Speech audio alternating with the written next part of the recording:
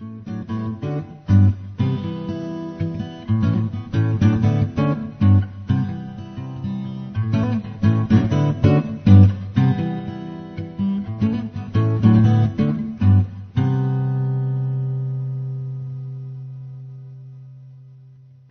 next verse is an example. Souls are taken before judgment. Further, in Islam, flesh is roasted in hell and gratified in paradise, so the separation conflicts with the central pillar of the doctrine. Nevertheless, here it is. Quran 4:97. Verily, when angels take the souls of those who die wronging themselves by staying home, they say, "In what plight or engagement were you?" They replied, "Weak on the earth." They say, "Was not the earth spacious enough for you to move?" Such men will find their abode in hell, an evil resort. Allah's communication skills are so poor I almost miss Hitler.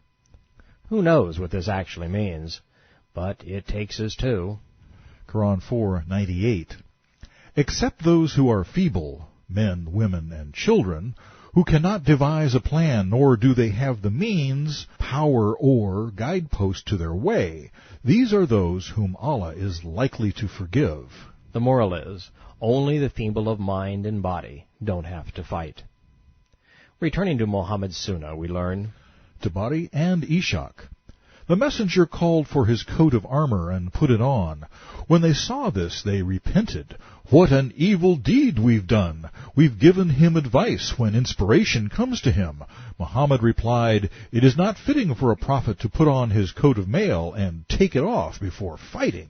So he went out to Uhud at the head of 1,000 of his companions, having promised them victory. So much for being a prophet. The Muslims were routed. Ishaq. When he went out, Abdallah bin Ubay, the man who had advised against leaving town, came back with 300 men, saying, "We do not know why we should get ourselves killed here." So he went back to Medina with the hypocrites. Those would be peace-loving Muslims. And doubters who followed him. Abdallah bin Ammar said, "Allah curse you, enemies of Allah. Allah will let us manage without you." A peaceful Muslim is such a bad person, he is considered Allah's enemy. Think about that. A peaceful Muslim is such a bad person, he is considered Allah's enemy. Ishaq and Tabari revealed that a Jew had to be abused before the battle could be joined against the Arabs. The troops were hungry, so Muhammad led his militants through the fields of a blind Jew named Murba. Tabari and Ishaq. When he became aware of the presence of the messenger and the Muslims, he rose and threw dust in their faces, saying, "Even if you are a prophet, I will not allow you into my garden." I was told that he took a handful of dirt and said, "If only I knew that I would not hit anyone else, Muhammad, I would throw it in your face." The people rushed up to kill him, but the prophet said, "Do not do so, for this man is blind of sight and blind of heart." But then the heartless Sa'd rushed in before the messenger had forbidden this, and hit him on the head with his bow and split the Jew's head open. Sa'd murdered a blind and defenseless man for trying to protect his land with a handful of dust. He did it before the messenger had forbidden it, so the prohibition was disingenuous. With her usual flair for exaggeration intact, a 300-year-old oral tradition claims, Tabari. The polytheists numbered 3,000, and their cavalry numbered 200.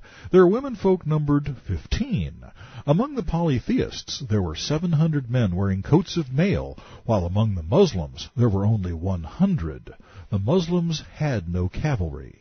If the prophet looked, he would have seen a rude and disorderly band of militants milling about in a dusty date plantation. The blood-stained face of a dead Jew lay at his feet. Mount Uhud loomed nearby, barely 3 miles from Medina. At its foot was a wadi, its course marked by sand and scattered stones. At dawn, with the Meccan merchants in sight, Muhammad and his turbaned marauders, swords at the ready, prostrated themselves to Allah. Across the way, the businessmen, showing a complete ignorance of military strategy, huddled in the lowlands. They left the heights open to the Muslim archers. If the Muslims had stood their ground, victory was assured. Mohammed put on a second coat of mail, and he waited. Holding the superior position, the militants appeared ready to halt the merchants' advance. Ishaq. The apostle, wearing 2 coats of mail, drew up his troops for battle, about 700 men. There were 50 archers. Mohammed said, "Keep their cavalry away with your arrows." Then he asked, "Who will take my sword with its right and use it as it deserves to be used?" Abu Dujana asked, "What is its right, apostle?" "That you should smite the enemy with it until it bends." Wasn't that religious of him? When Abu took the sword from the apostle's hand, he walked toward the fighting, reciting, "I am the man who took the sword when 'use it right' was the prophet's word for the sake of Allah." When Muhammad saw Abu strutting, he said, "This is a gait which Allah hates, except on an occasion like this." Muslim. Before the battle of Uhud, a Muslim asked, "Messenger, where shall I be if I am killed?" He replied, "In paradise." The man fought until he was killed.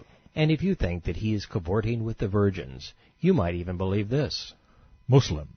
Sa'd reported, "On the day of Uhud I saw 2 persons dressed in white clothes, whom I had not seen before or after at the side of Allah's messenger, may peace be upon him.